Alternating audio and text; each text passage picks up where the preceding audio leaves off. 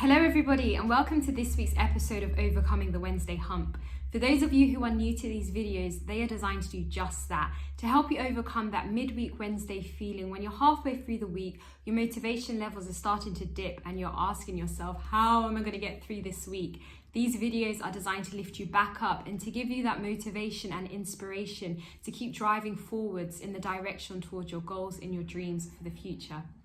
For those of you who are new to this channel, welcome. I'm so pleased that you are stopping by. I really hope that you do gain value from these videos, and please do like and subscribe so that you can receive weekly notifications for the new videos that I release. For those of you who are regulars, thank you so much for watching my content. I'm so grateful that you're enjoying it, and if you ever have any suggestions for videos that you want me to cover, then please do put them in the comments below and I'll do my best to cover that material. Now in this week's video, I want to talk about being able to differentiate what is good from what is right. And this is important because along your journey of life, you'll be presented with so many opportunities that are good opportunities. You know, they're amazing and they can add a lot of value to you. However, they may not be right for you in that season. And that could be because you're not ready or because you've got a lot of other things going on. And so what then is a good opportunity can become a huge distraction because it's taking away from energy that you should be expending elsewhere. And the problem is, if you do say yes to loads of different things, you end up becoming burnt out because you're tired, you're pouring out so much energy, and you don't have the capacity to be able to handle all of those things. And I found certainly along my journey that it got to a stage when I was receiving lots of different opportunities for different things, and I didn't have the time to be able to do it all, or at least if I was putting the time into that, it was taking time away from other things that were more important or more of a priority in my life. And so I painfully had to learn the importance of saying no. And sometimes people physically find it very difficult to say no. Perhaps you could be a person like that, where you're so used to saying yes and you're worried about not pleasing people or disappointing people, so you just say yes. But at the expense of that, you are having to deal with the challenges of saying yes and overcommitting yourself. So even though you're not disappointing others, you're actually disappointing yourself. And so I really want to encourage you in this video to think a lot about whether opportunities that come your way are right for you, and to think about what you're saying yes to, because you cannot say yes to everything. You have to learn how to exercise no.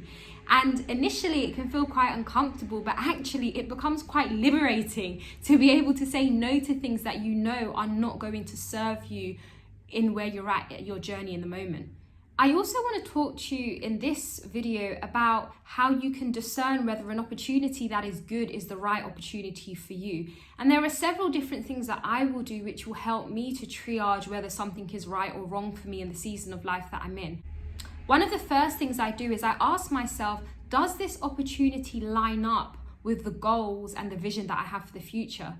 Because I'm of the mindset, or I'm at the stage in my life where unless I feel like something is serving a purpose, that being the purpose that is going to help me get closer to a goal that I'm working towards, then I don't see the point in doing it. It then becomes a distraction because it's taking me off task, it's taking me off direction. If you imagine a car that is driving towards a specific direction and it turns left when it should be turning right, although it can always realign itself back onto the right track, it has to take a longer route now. And that longer route, costs time. And time is such an important commodity, as I like to call it, because time never comes back. That second that has just passed will never come back. And so it's really important that we're very intentional about how we use our time and that we maximize our time to get the most out of it.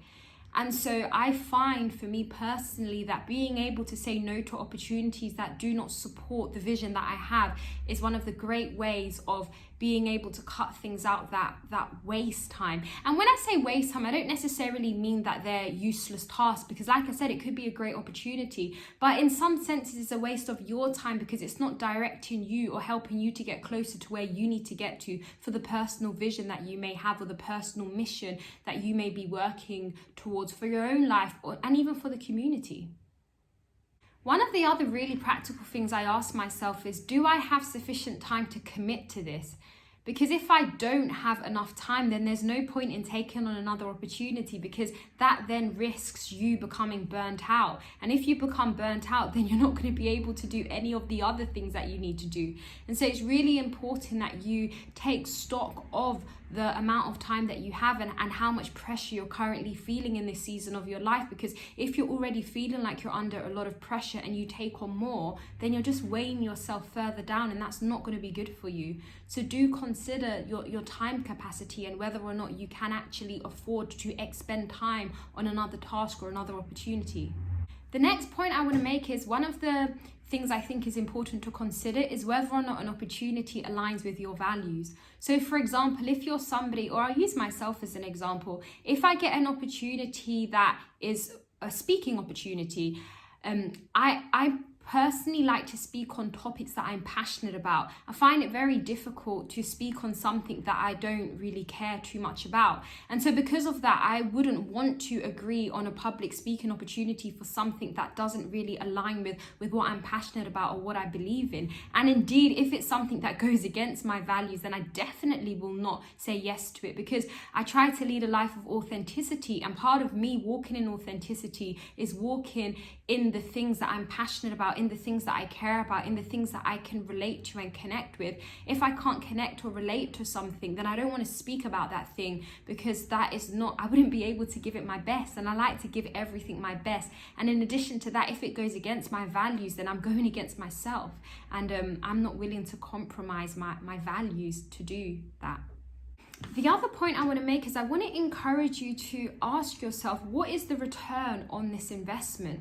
Because really and truly, even if you're doing something charitable, you should think about what you're getting out of it. Whether that's a sense of reward because you're helping something that you're passionate about, then that's wonderful. But I think it's important that you think about what is the return? What do you gain from something? Otherwise, you're pouring yourself into so many things and you're not really feeling a sense of satisfaction because you're not getting anything from it. And I do not think it's selfish to, ask what is the return on investment. Because if you're pouring out yourself but nothing is being poured back into you, then you're just going to be left drained. And the truth is, when you're a person of value, or I believe everybody is a person of value, but when you are particularly harnessing certain skills that other people are recognizing, everybody will want to invite you to different things or ask for your help or support, and it's impossible for you to do everything.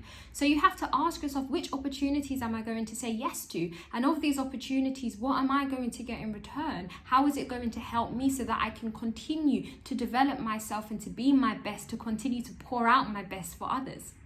Finally, I want to encourage you to listen to your heart.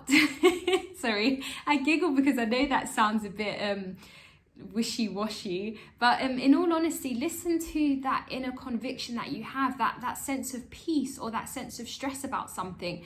Whenever I'm presented with an opportunity, I like to feel a sense of peace about it, because if I don't feel peaceful about it, if it's stressing me out or it's making me feel very uncomfortable, then I see that to be a red flag that maybe you shouldn't get involved in this. Because if I'm feeling that feeling at the beginning, then that feeling is likely going to persist until either I say I don't want to do this anymore because I'm not enjoying the feeling and the experience is stressing me out, or you have to contend with that emotion, which may feel like a huge burden, and keep at something.